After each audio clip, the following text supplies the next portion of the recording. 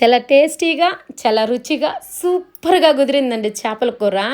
అస్సలు ముద్దకి తింటుంటే తినాలని నోట్లో కరిగిపోతుంది. మన నెల్లూరు చేపల పులుసు అండి. ప్రాసెస్లోకి వెళ్ళిపోదాం, వచ్చేసేసేయండి ఫ్రెండ్స్.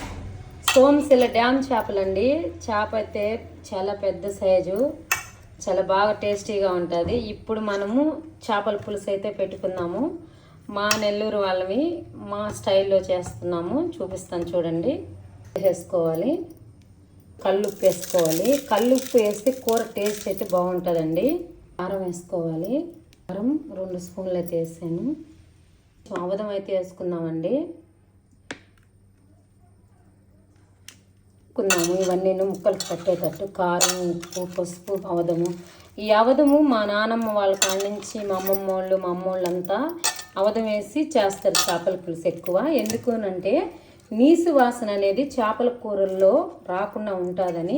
ఇంకా అలాగే మాకు అలవాటు అయిపోయింది. ఇలాగా అమ్మమ్మ వాళ్ళు ఎలా చేశారు, అమ్మ వాళ్ళు ఎలా చేస్తున్నారు, నానమ్మ ఎలా చేస్తున్నారు. నాకైతే అమ్మమ్మ లేదు కాబట్టి మా నానమ్మ చేసిన వంట, మా అమ్మ చేసిన వంట అయితే నేను చూస్తున్నాను.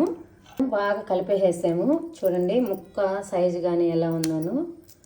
ఇప్పుడు మనకి ఉప్పు కారం అన్నీ ముక్కలకు పడుతుంది. ఇప్పుడు మనం కూర చేసుకునేదానికి ప్రాసెస్లోకి అయితే వెళ్ళిపోదాము.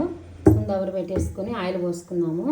నేనైతే ఆలివ్ ఆయిల్ వాడుతున్నానండి. ఆయిల్ వాడుతున్నాను, ఏ ఆయిల్ అయినా వాడుకోవచ్చు. ఆల్రెడీ తరిగి పెట్టేసుకున్నాను. ఒక 3 టమోటాలు, ఒక 4 పచ్చిమిరపకాయలు, ఒక 3 ఎర్రగడ్డలు సన్నగా తరిగి పెట్టేసుకున్నాను. ముందుగా నానబెట్టేసుకున్నానండి. ఒక పెద్ద మామిడికాయ సైజు అంటే ఒక 150-200 గ్రాముల చింతపండు తీసుకున్నాను. నేను మెంతులు అయితే తీసుకున్నాను. తర్వాత ఆవాలు తీసుకున్నాను, కొంచెం జీలకర్ర తీసుకున్నాను. మన ఇష్టం అండి, ఆలివ్ ఆయిల్ అని కదా, మనకు ఏది దొరికితే ఆయిల్ వేసుకొని మనం కూర అయితే చేసుకోవచ్చు. నేను ఆలివ్ ఆయిల్ ఎందుకు వాడతాను అంటే, ఆలివ్ ఆయిల్ ఒకటే కదండి, నేను కొబ్బరి నూనె ఆడిచ్చిందే తెచ్చుకుంటాను. పల్లీలు తెచ్చుకొని ఎండబెట్టుకొని అవి ఆడించుకొని పల్లీల నూనె వాడతాను. కరివేపాకు ఫ్రెష్గా అయితే కోసుకున్నామండి. ఎంత ఫ్రెష్గా ఉందో. అయితే మన చెట్టు టమోటాలే అండి కోసేసింది, ఇంకా పచ్చి ఉన్నాయి చూడండి కాయలు. మాగేదానికి వస్తూ ఉన్నాయి టమోటాలు.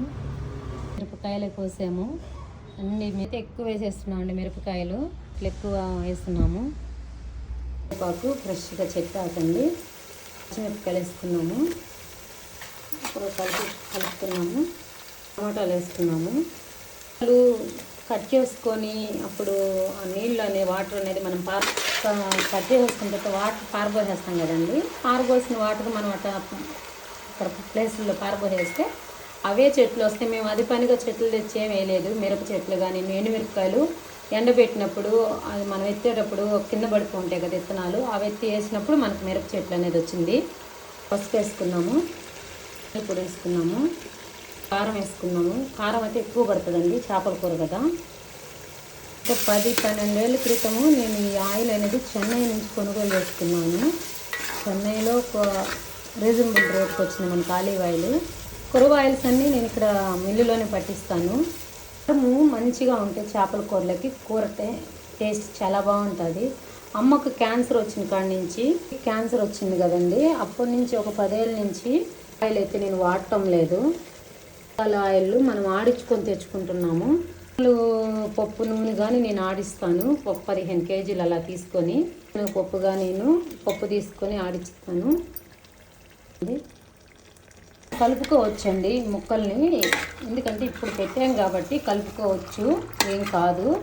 తర్వాత ఇంకా మనము కలిపేదానికైతే చాయిస్ ఉండదు, ఎందుకంటే పెద్ద చేప ఇరిగిపోతాయి ముక్కలు. అప్పుడు మనము గంటకు అయితే కలుపుకూడదు. పోసుకున్నాం, చిక్కగా పోసుకోవాలి. పోసుకున్నాం కదా, అడుగంటకుండా ఊరికి. ఇప్పుడైతే ఏమైనా వేసుకోవచ్చు, ముక్క ఏం కాదు. పులుసు అంతా పట్టేటట్టు. నాకు ఈ దబర చిన్నది అంటే చేపలు ఎక్కువైపోయినాయి, దబర చిన్నదైపోయింది, అందుకోసంగా. మనము ఉప్పు కారము పులుపు అన్నీ చూసుకోవాలి. ఇప్పుడే మనం కారము ఉప్పు అన్నీ చూసుకోవాలి. పులుపు తగ్గింది ఏది అనేది తగ్గింది, కారం అంతా సరిపోయింది. కొంచెం కొత్తిమీర అండి. చేపల కూర చాలా సింపుల్గా అయితేను ఇప్పుడు ఇది ఉడికేసేస్తే ఆపేసుకోవటమేను. ఇంకా నేనైతే దబరా చాలా బరువు ఉంటుంది ఇత్తలు కాబట్టి నేనైతే దాన్ని తీసి ఇట్లా అనలేను చేయి నొప్పి వల్ల. కుదిరింది. ఒక మామిడికాయ లేదు, నెల్లూరు చేపల పులుసు అంటే కంపల్సరీ మామిడికాయ అయితే వేయాలి మనము. అది నా దగ్గర లేదండి, అయిపోయింది కాయ. ఇప్పుడు చక్క మొక్క దంచుకుని తెల్లబాయలు వేసేసుకున్నాము. ఇదే అండి సింపుల్గా చేపల కూర అయితే, చాలా టేస్టీ అయిన చేపల కూర అయితే రెడీ అయిపోయింది. స్టవ్ బంద్ చేసేది.